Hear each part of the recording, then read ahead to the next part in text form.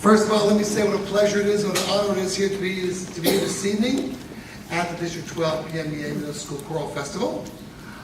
This is exciting for me. I mean, when Cheryl Markowski called me up months ago and said, we decided we're going to host this festival, we'd like you to conduct. I said, wow, that's pretty cool.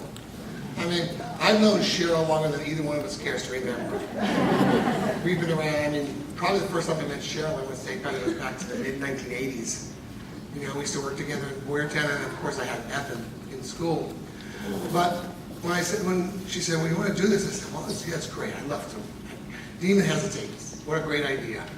The only concern I had, I just retired. First of all, I retired a year and a half ago. So I mean, I've been spending a year and a half, you know, basically taking naps and watching my dog. But after working for 33 years, I did the first 18 at middle school. But then I did the last 15 at high school. So I haven't worked with a middle school student in 15 years. So I mean, you can ask my wife. I mean, I was probably more nervous doing this today than doing anything I think in my career, because it's been a long time since I worked at middle schools. But I gotta tell you what, these kids did a beautiful job for me today. They worked so hard, and I hope you appreciate their efforts.